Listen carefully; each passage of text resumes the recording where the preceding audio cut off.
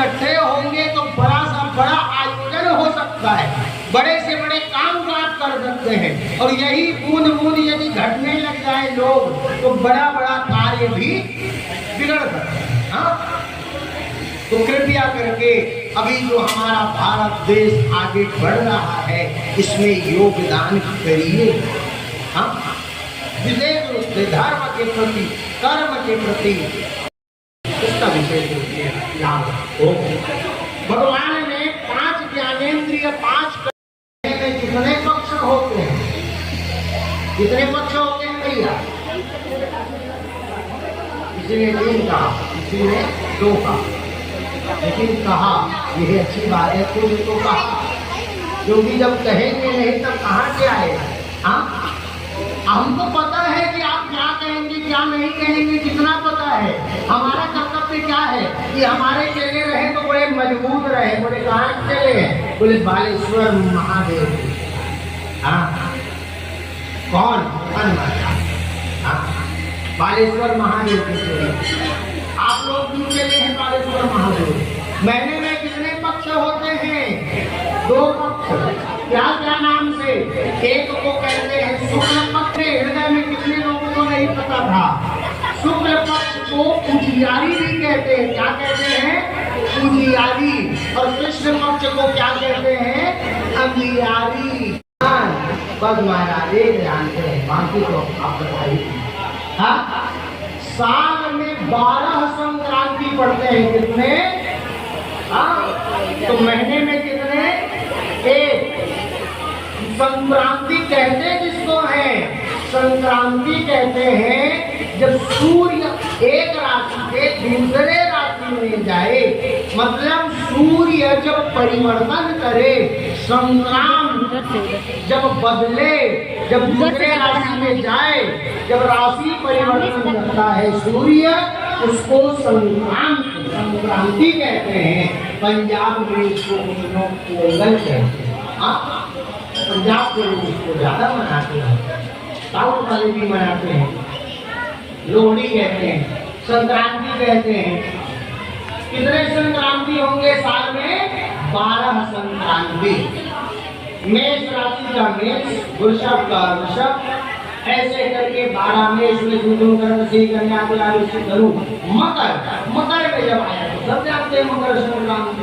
हाँ, इसी प्रकार माता बहनों, हम सबको अपने सनातन धर्म के छोटे छोटे चीजों को पहले जानना पड़ेगा और जान करके अपने बच्चों को बताना पड़ेगा। आज आपको हमको नहीं पता है, क्यों?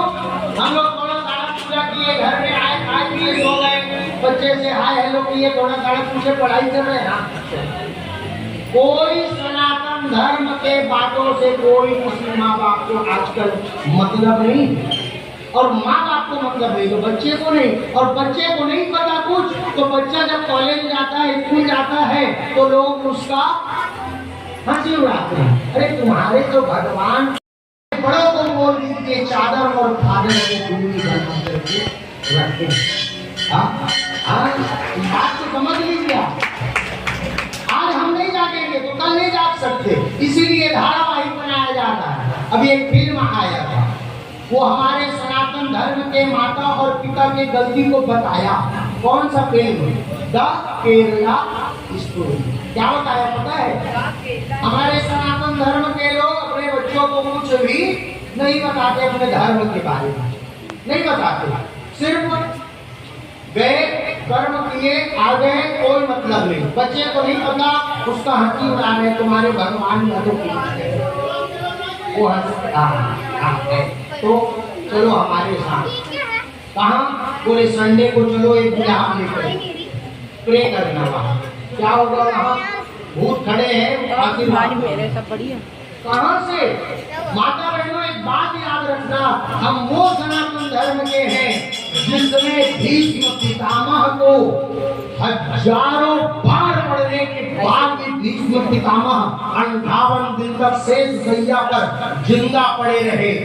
कोई पीड़ा नहीं हो रहा है, और जो भी दर्द हो रहा है उसको सह रहे हैं और बोल रहे हैं कि गोविंद मेरी यह प्रार्थना है, ढूंढू न मैं नाम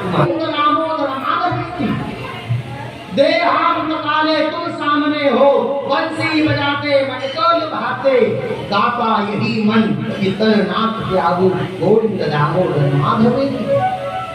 वो भीष्म पितामह के हम जाकर के, आप सभी जानते हैं 5 ज्ञानेंद्रिय और 5 कर्मेंद्रिय हमारे शरीर में है। आँख, नाक, कान, जिह्वा और त्वचा। हम टच किए, पता चल गया ये नाक, ये आँख, ये त्वचा है, बता दिया। ये ज्ञानेंद्रिय है, ये ज्ञान से काम कर रहा है। हाथ को ज्ञान से कोई विशेष मतलब नहीं है। ये कर्म करने के अधिकारी बोले पकड़ लिया, छोड़ दिया। ये कर्म जो इंद्रिय है ये भी 5 है। हाथ, पांव, गुदा द्वार आदि आदि प्रकार के 5 ज्ञानेंद्रिय, 5 कर्मेंद्रिय, 4 अंतःकरण और मन को बॉस बना दिया राजा। इसीलिए कहते हैं मन के हारे हार है, मन के जीते जीत। भगवान क्या कहते हैं? मन को मुझे दे दो, तुम्हारा तन मुझे नहीं चाहिए, क्योंकि मन तुम मुझे दे दिए तो मैं तुम्हारा तन स्वतः खींच लूंगा। तो मन को आप चढ़ा दीजिए भगवान को। कहते हैं भगवान ब्रह्मा जी 12 वर्ष तपस्या किए, तब जाकर के भोले बाबा को जन्म दिया। आप सभी जानते हैं कि शिवलिंग में कहां पर कौन से देवी देवता बैठे रहते हैं, सब जानते हैं। ये शिवलिंग है। हमेशा कोई भी मंदिर में जल जो निकलता है वो कौन से दिशा में होगा? उत्तर दिशा। इस बात का ध्यान रखिए। जिस मंदिर में पंडित जी ने शिवलिंग का पूजन किया है, स्थापना करवाया है, तो वहां उस शिवलिंग का जल हमेशा उत्तर दिशा की तरफ ही जाएगा।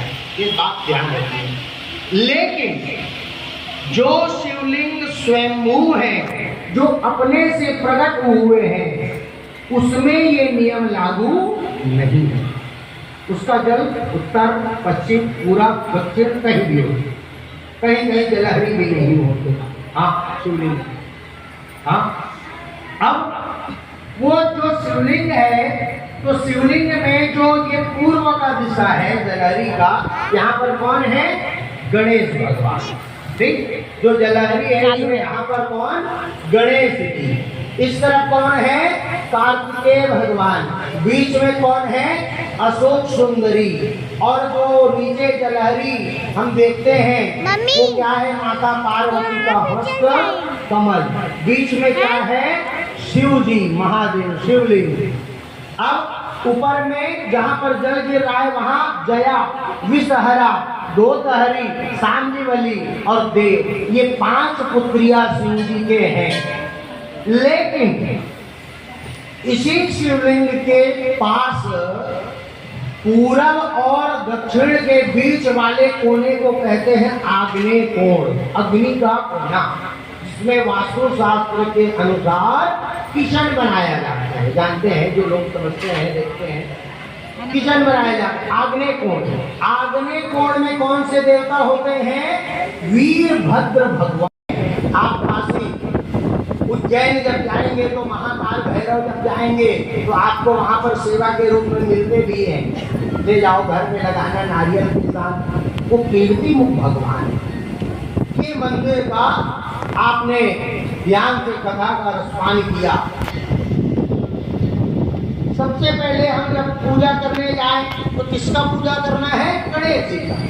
गणेश जी हैं या नहीं कोई बात नहीं, आपको पता है कि यहाँ पर गणेश जी हैं, तो सबसे पहले वहाँ पर जल चढ़ा दीजिए। गणेश जी को चढ़ाइए, कार्तिकेय भगवान को चढ़ाइए। क्यों? क्योंकि आप सबको पता है कि माता पिता को भोजन पहले मिले ना मिले, यदि आप उनके संतान को यदि भोजन दे देंगे तो माता पिता स्वतः प्रसन्न हो जाते। गणेश जी को पहले आप जल चढ़ाए, कार्तिक भगवान को चढ़ाए, अशोक सुंदरी को चढ़ाए, 5 पुत्रियों को चढ़ाए, जलहरी में चढ़ाए माता पार्वती को। उनके जो गण हैं वीरभद्र भगवान को चढ़ा दिए। मंदिर आते समय थोड़ा सा प्रणाम कर लिए भगवान के नाम से, तो शिव जी का अभिषेक विशेष कृपा भगवान विश्वकर्मा जी ने सभी देवी देवताओं को अलग अलग प्रकार के शिवलिंग बना करके दिए। कौन कौन से शिवलिंग? स्फटिक के शिवलिंग। स्फटिक के शिवलिंग में ज्यादा